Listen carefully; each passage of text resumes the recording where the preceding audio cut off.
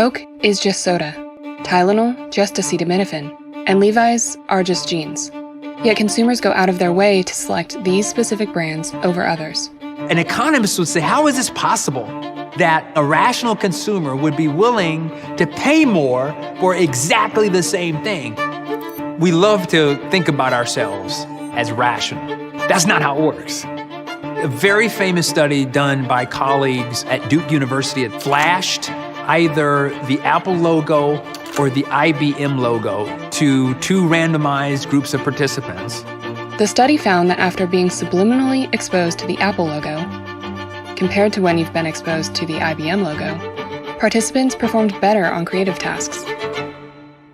And the argument is that Apple has been telling you this story over and over again, that Apple is the brand for hip, cool, fun, creative people.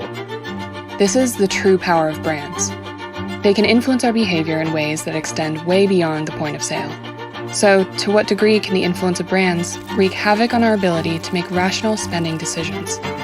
This is Your Brain on Money. This is Americus Reed. He studies identity and marketing at the University of Pennsylvania. When I make choices about different brands, I'm choosing to create an identity. When I put that shirt on, when I put those shoes on, those jeans, that hat, someone is going to form an impression about what I'm about. So if I'm choosing Nike over Under Armour, I'm choosing a kind of different way to express affiliation with sport. The Nike thing is about performance. The Under Armour thing is about the underdog. I have to choose which of these different conceptual pathways is most consistent with where I am in my life. And once a consumer makes that choice, their relationship with a brand can deepen to the point where they identify with the brand like family. And once you identify with a brand, it can shape the way you behave. And it's really interesting because they will also, if someone talks bad about that product, brand, or service, they will be the first to go out and defend. Why? Because an attack on the brand is an attack on themselves.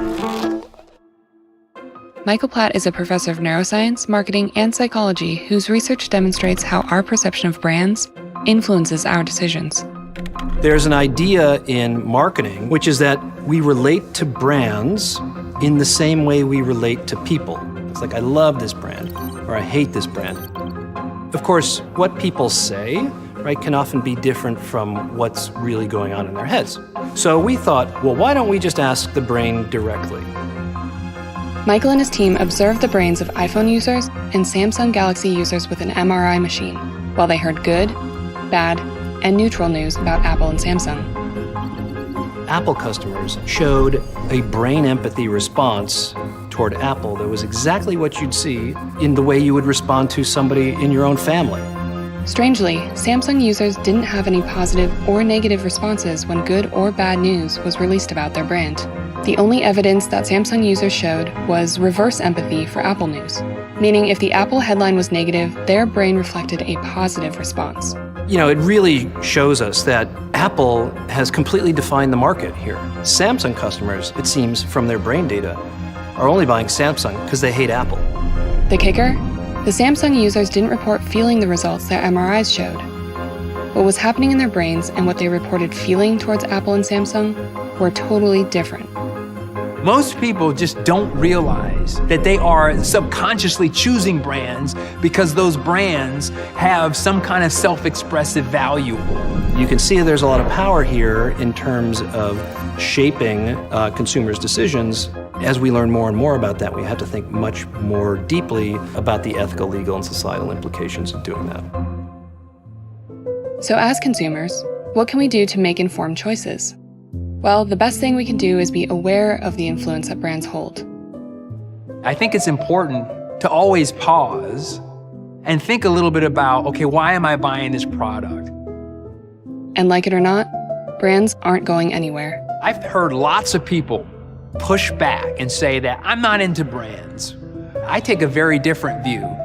They're not doing anything any different than what someone who affiliates with a brand is doing. They have a brand. It's just an anti-brand brand. When I think about what is it that I've learned about identity over time, I think a lot of it has to do with the fundamental need that we as humans have to have support systems.